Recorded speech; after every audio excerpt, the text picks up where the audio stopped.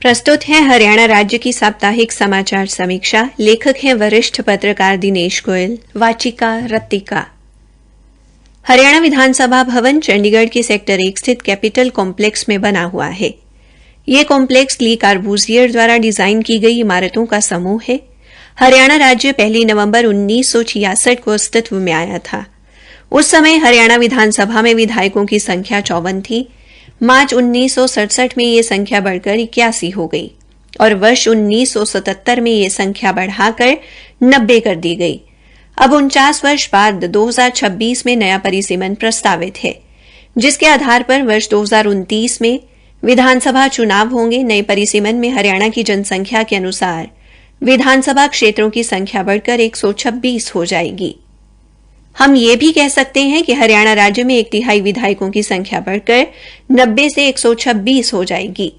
हरियाणा विधानसभा में इस समय 90 विधायक हैं। मौजूदा भवन में इन 90 विधायकों के बैठने के लिए भी पर्याप्त स्थान उपलब्ध नहीं है। यही नहीं, इस भवन का विस्तार किया जाना भी संभव नहीं है, क्योंकि ये हेरिटेज बिल्डिंग है। ऐसे में नए विधानसभा भवन की मांग उठना किसी भी परिस्थिति में गलत नहीं है। हरियाणा विधानसभा के मौजूदा अध्यक्ष ज्ञानचंद गुप्ता ने 2026 में बढ़ रही विधायकों की संख्या के मद्देनजर ही हरियाणा विधानसभा के लिए नए भवन संबंधी मांग रखी थी। उनका कहना है कि 3-4 वर्ष तो नए विधानसभा भवन को बनने में ही लग जाएंगे। ऐसे में हरियाणा विधानसभा के भवन संबंधी मांग पर अगर अभी कोई फैसला नहीं लिया गया तो समय पर भवन तैयार नहीं हो पाएगा और इसका खामियाजा उस समय के विधायकों को भुगतना पड़ेगा। नए विधानसभा भवन के लिए हरियाणा सरकार चंडीगढ़ में जमीन चिन्हित भी कर चुकी है। रेलवे लाइट पॉइंट से आईटी पार्क की तरफ को जाने वाली मौजूदा जमीन में से लगभग 10 एकड़ जमीन चंडीगढ़ प्रशासन भी देने को तैयार है। हरियाणा के मुख्यमंत्री मनोहर लाल, हरियाणा विधानसभा के अध्यक्ष ज्ञानचंद गुप्ता और चंडीगढ़ प्रशासन के वरिष्ठ अधिकारियों ने उक्त जमीन का कई बार दौरा भी किया। हरियाणा सरकार ये जमीन लेना चाहती है और चंडीगढ़ प्रशासन ये जमीन देने को तैयार है।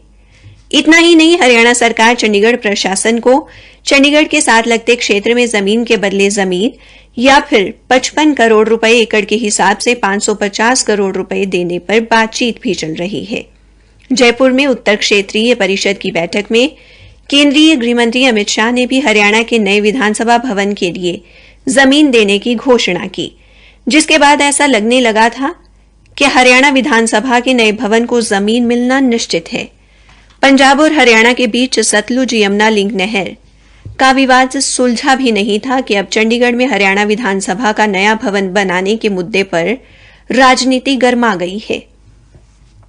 इस मामले में दोनों राज्य आमने सामने आ गए हैं। चंडीगढ़ में हरियाणा विधानसभा के नए भवन के लिए केंद्रीय गृह मंत्री के जमीन देने की घोषणा पर पंजाब के स्वास्थ्य मंत्री चेतन सिंह जोड़ा-माजरा ने कहा कि हरियाणा विधानसभा का भवन वो चंडीगढ़ में नहीं बनने देंगे। अगर उनको हरियाणा विधानसभा के लिए नया भवन बनाना है तो वो हरियाणा राज्य के किसी भी जिले में बना ले। इस पर हरियाणा के गृह मंत्री अनिल विज ने कहा कि पंजाब पहले अपने घर में फैसला कर ले कि वे चाहते क्या हैं, इसके बाद ही हम जवाब देंगे।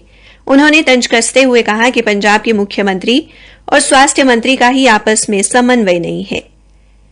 श्री विज ने कहा कि पंजाब के मुख्यमंत्री कह रहे हैं कि हमें भी हरियाणा की तर्ज पर अलग विधानसभा और उच्च न्यायालय के लिए जमीन दी जाए, जबकि उनके मंत्री कह रहे हैं कि हम हरियाणा का अलग विधानसभा भवन नहीं बनने देंगे।